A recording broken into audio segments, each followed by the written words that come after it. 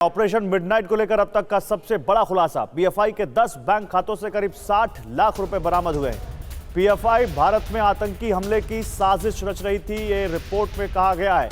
PFI कार्यकर्ताओं को एक विशेष धर्म के लोगों को मारने की ट्रेनिंग दी जा रही थी।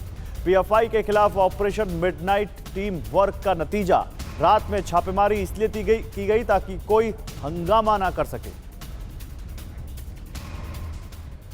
और पीएफआई के लोग खाड़ी देशों से जुटा रहे थे पैसा, यह रिपोर्ट कह रही है। एनआईए का केरल और उसके पड़ोसी राज्यों पर फोकस था। 4 आईजी, एडीजी, 16 एसपी सहित 200 लोगों ने मिलकर छापेमारी की। एनआईए ने 10 राज्यों से पीएफआई के 106 लोगों को गिरफ्तार किया। एनआईए के ऑपरेशन का गृह मंत्रालय बारीकी से निगरानी भी कर रहा था।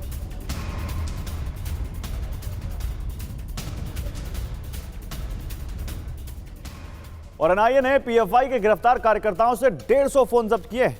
एनआईए ने 50 से ज्यादा लैपटॉप भी जब्त किए हैं। पीएफआई के ऑफिस से आपत्तिजनक सामग्री और दस्तावेज मिले हैं। एनआईए को पीएफआई का विजन दस्तावेज भी बरामद हुआ है। पुनीत हमारे संवाददाता इस वक्त हमारे साथ है। पुनीत, तो बिल्कुल वेल प्लान्ड एक पूरा ऑपरेशन जिसमें पीएफआई पर शिकंजा कसा गया, क्या जानकारी है जो एनआईए को ये फोन और लैपटॉप मिले हैं, इनसे क्या मिला है या कुछ और इस बारे में एजेंसीज कह रही हैं? देखिए, 22 नवंबर 2006 को पीएफआई अस्तित्व में आया और 16 साल के बाद आज उस पर आखिरकार बैन लग गया।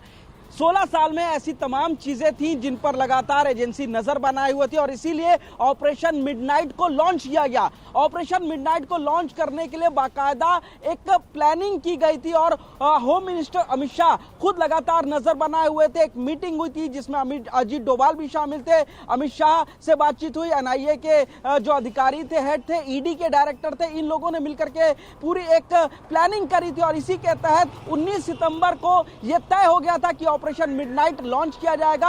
और आधी रात के बाद का वक्त इसलिए तय किया गया था ताकि जो पीएफआई के कार्यकर्ता हैं, सदस्य हैं, वो किसी भी तरीके का हंगामा क्रिएट ना कर सके जिसमें उनको माहिर माना जाता है। और कोई मीडिया जो कि लेफ्ट विजन की थी वो भी किसी तरीके का विरोध ना कर सके, इसलिए आधी रात का बाद का समय तय किया गया था।